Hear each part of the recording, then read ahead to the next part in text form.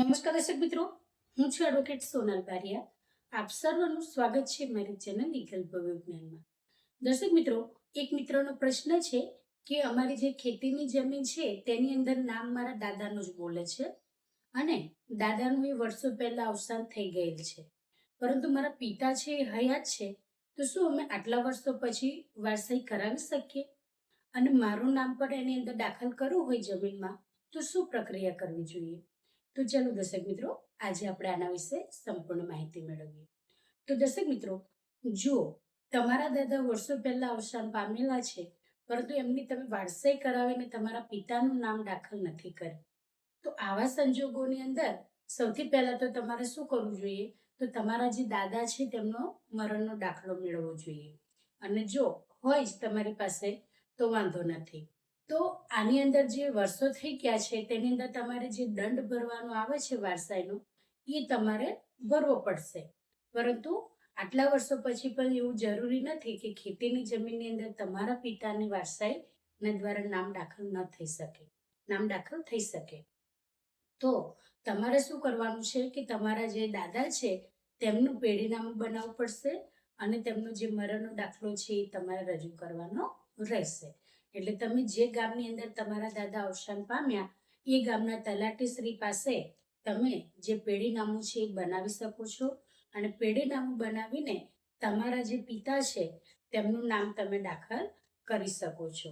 હવે અહીંયા આગળ બીજો પ્રશ્ન એ પણ છે કે તમે જે દીકરાના દીકરા છો તો તમારું નામે કેવી રીતે દાખલ કરવું? તો જે વારસાઈની પ્રક્રિયા હમણાં કરવાની છે કે જેમાં તમારા દાદા અવસાન પામ્યા છે એટલે દાદાનું નામ સાતબાની અંદર છે જ, એટલે દાદાના અવસાનની જે વારસાઈ છે એ વારસાઈ દ્વારા અત્યારે માત્ર તમારા પિતાનું નામ દાખલ થશે સાતબારમાં. તમારા પિતાનું નામ દાખલ થયા પછી જો ત્યાં આગળ બીજા સાતબાની અંદર નામો ન હોય અથવા તો હોય પણ એ બધા સહમતિ આપે તો હયાતીની અંદર હક દાખલ રીતે તમારું નામ દાખલ થઈ શકશે. બીજી સરળ ભાષામાં તમને એ જણાવું કે જો તમારા દાદા અવસાન પામ્યા છે, તેમનું નામ સાતબાની અંદર બોલી રહ્યું છે, તો સૌથી પહેલી પ્રક્રિયા શું કરવાની? તો કે તમારા દાદાનું જે નામ છે એને કમી કરવાની. એ કમી ક્યારે થશે? તો તમારા દાદાનું પેઢીનામું બને અને એમનું જે સંતાનો છે તેમના જે નામો છે એ નામો સૌથી પહેલા દાખલ થાય, એટલે સીધી લીટીના વારસદાર ગણાય તમારા જે પિતા છે એ તમારા દાદાના. એટલા માટે સૌથી પહેલા તમારા દાદાનું નામ કમી થશે અને વારસાઈ દ્વારા તમારા પિતાનું નામ છે ખેતીની જમીનની અંદર દાખલ થશે. હવે તમારા પિતાનું નામ એક વખત ખેતીની જમીનમાં દાખલ થઈ ગયું અને તમારા દાદાનું નામ કમી થઈ ગયું, ત્યાર પછી તમે એની અંદર તમારું નામ દાખલ કરી શકો છો. હવે તમારે શું કરવાનું છે કે જો તમારું નામ દાખલ કરવાનું હોય તો તમારા જે પિતા છે તેમનું નામ ખેતીની જમીનની અંદર દાખલ થઈ જાય તો ત્યાર પછી તમારા જે પિતા છે એ હયાતીની અંદર હક દાખલ કરી શકે. હયાતીની અંદર હક દાખલ એટલે શું? તો કે તમે જે એમના સંતાનો છો એ જીવે છે, એ હયાત છે ને એમની હયાતીની અંદર જ તમારું નામ એ જે તે ખેતીની જમીન છે તેની અંદર દાખલ કરવા ઈચ્છે છે. એટલે એની માટે તમારે જે હયાતીમાં હક દાખલની જે પ્રક્રિયા થતી હોય એ પ્રમાણે તમારે પછી તમારા નામ તમારા પિતા છે એ દાખલ કરી શકશે.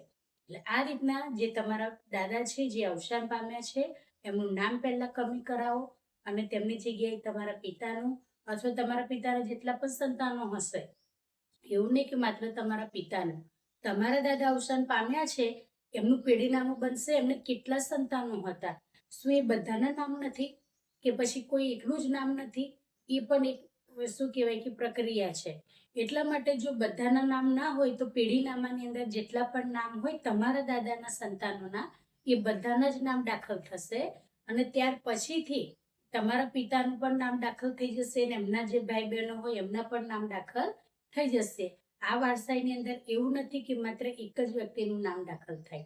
પેઢીનામાના આધારે જેટલા સંતાનો છે એ બધાના જ નામ દાખલ થતા હોય છે અને એની અંદર 135D ની નોટિસ પણ પડતી હોય છે, જે એ જમીન છે જમીનની અંદર જેટલા અરજદારો છે કે જેટલા વારસદારો છે તેમને પહોંચતી હોય છે.